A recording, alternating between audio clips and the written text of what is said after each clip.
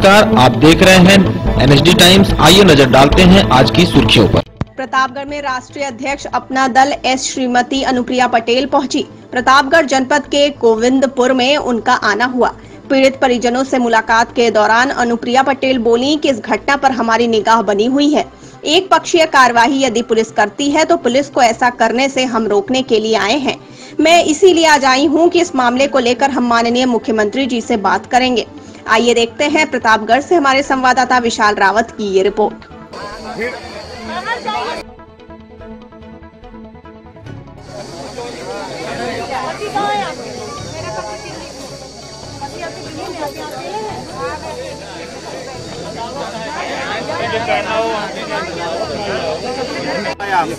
देखिए, ये गोविंदपुर गांव है और पीछे रखा है। पिछले 22 तारीख को यहाँ पर बड़ी दर्दनाक घटना हुई है।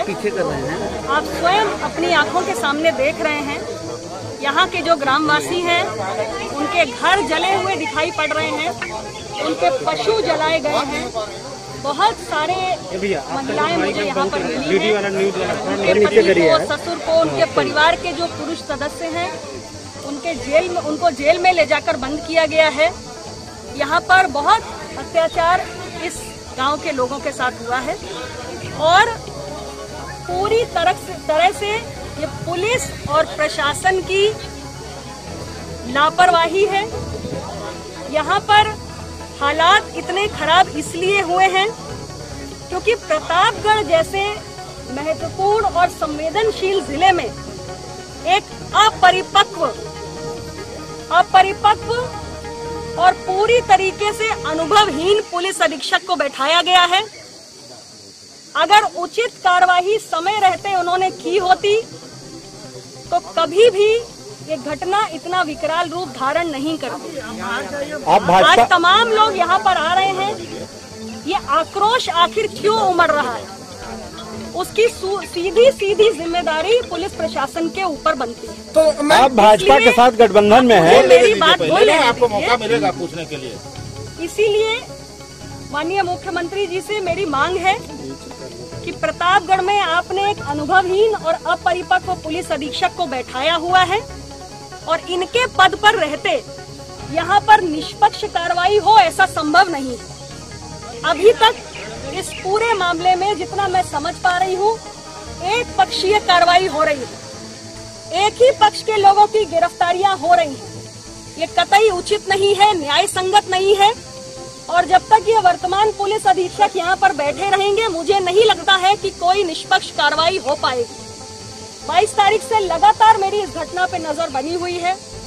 मैंने स्वयं एडीजी से भी बात की, मैंने स्वयं माननीय मुख्यमंत्री जी से भी बहुत बात की और उनसे बात करी। हमारा प्रतिनिधि मंडल यहाँ पर आया था जिसको हमारे प्रदेश अध्यक्ष डॉक्टर जमुना प्रसाद सरोज जी और हमारे विधायक नीलरतन पटेल जी नेतृत्व कर रहे थे।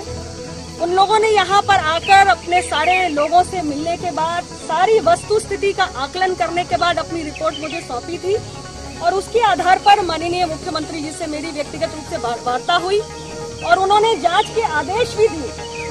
इसलिए हमारी पार्टी की ओर से मैं चाहती हूँ कि जो जांच के आदेश माननीय मुख्यमंत्री जी के कार्यालय से दिए गए मंडलायुक्त प्रयागराज को, उसकी रिपोर्ट को सार्वजनिक किया जाए ताकि इस घटना की सच्चाई सामने आ सके और इसमें कोई भी अपनी राजनीतिक रोटियां सेकने का काम न कर सके। इस पूरी घटना में निष्पक्ष कार्रवाई होनी चाहिए और विशेष तौर से जो पुलिसकर्मी इसमें दोषी हैं उनके विरुद्ध कार्रवाई होनी चाहिए। चाहे पट्टी थाना हो या हमारा दूसरा आसपुर देवसरा थाना हो। मुझे नहीं लगता कि प्रभारियों की जो भूमिका होनी चाहिए वो रही और इस कारण ये घटना आज इतना विकराल रूप धारण कर चुकी है। रोटी कौन से और ये आप स्वयं समझदार हैं। आप भाजपा में आज आप भाजपा गठबंधन में शामिल हैं और आपके ही एक मंत्री के खिलाफ नारेबाजी हो रही है। भाई आप सीनियर पत्रकार हैं, आप समझते हैं। बात पूरी हो जाने दीजिए, मैं आपके सारे प्रश्नों का उत्तर दूंगी। मैडम पूरी उनकी बात पूरी आप ही रिकॉर्ड करके भेज देते हैं। जितने मैं आपके सारे प्रश्न, आप मुझसे बात करिए, मैं आपके सारे प्रश्नों का उत्तर दूंगी। जो भी यहाँ पर पशु जले हैं, मकान जले हैं, आप देख रहे हैं कि गरीब लोगों का जीवन अस्त व्यस्त हुआ है। सरकार से मेरी मांग है कि उन सारे लोगों को मुआवजा दिया जाए।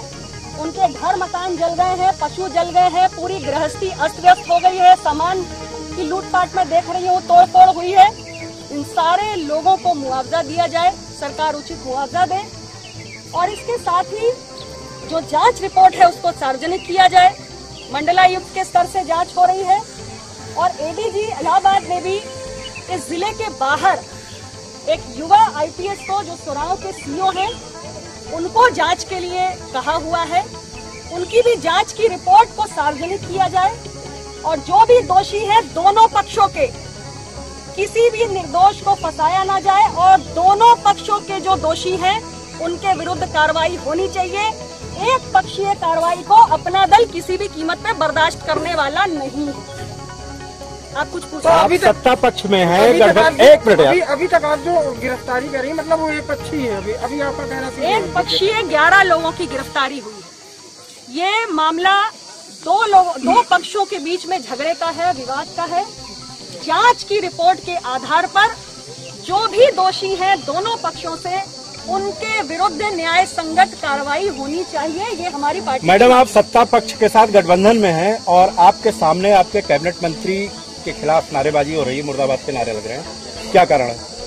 देखिए, आप जनता की भावना है उनसे पूछिए, मैं इस प्रश्न का उत्तर नहीं दे सकती। मैं सिर्फ इतना कहना चाहती हूँ कि पूरी तरीके से यहाँ पर पुलिस और प्रशासन नकारा साबित हुआ है। 2 दिन पहले कारण ये घटना आज यहाँ तक पहुँची। 2 दिन पहले आपकी मां और तमाम विपक्षी नेता आए थे, उन पे मुकदमा दर्ज किया गया और आपको यहाँ पहुँचाया गया। इसीलिए मैंने स्वयं 22 तारीख से लगातार इस घटना पर नजर रखी है।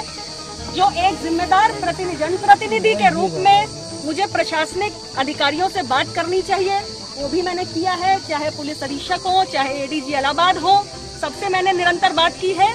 और हम सबके मुखिया माननीय मुख्यमंत्री जी हैं, उनसे भी मैंने टेलीफोन पे वार्ता की है, उनको पत्र भेजा है और मेरे पत्र के आधार पर ही माननीय मुख्यमंत्री जी ने मंडलायुक्त प्रयागराज को जांच सौंपी है। जांच की रिपोर्ट को मैं सार्वजनिक करने की मांग कर रहा हूं। आप यहाँ पे आई हैं, अबाध रूप से आप यहाँ पहुँच गई, लेकिन विपक्ष के नेता, परसों आपकी माताजी भी उसमें शामिल थी, उन लोगों को गांव के बाहर ही रोक दिया, वापस कर दिया। मैं इसका उत्तर कैसे दे सकती हूँ?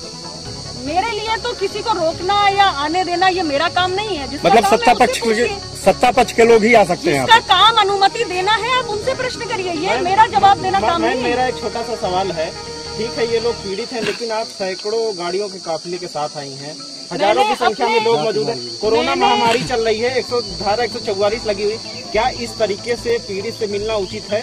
धारा 144 का मतलब होता है 4 व्यक्ति से ज्यादा नहीं जा सकते। आप बाहर पुलिस प्रशासन के जितने जिम्मेदार लोग खड़े हैं उनसे पूछ सकते हैं। मैंने लिखित में पत्र भेजकर एसपी को, डीएम को अनुमति मांगी है।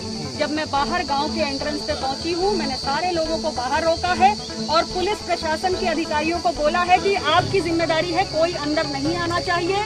मैं और 2 अन्य लोग मेरे साथ अंदर जाएंगे, कुल 3 लोग, सारे लोग बाहर खड़े हुए, सारे लोग बाहर खड़े। 2 कैसे हो सकते हैं? आपके साथ 3-4 तो सिक्योरिटी वाले ही हैं और आपके दल के बड़े नेता हैं। सिक्योरिटी आप सीआरपीएफ की सिक्योरिटी, आप उनको बोल दीजिए भाई आ जाए, आप उनको बोल दीजिए। सीआरपीएफ की सिक्योरिटी मेरे आपके दल के तमाम नेता हैं, विधायक हैं, वो भी साथ में हैं। सीआरपीएफ की सिक्योरिटी मेरे निर्देश पे काम नहीं करती है।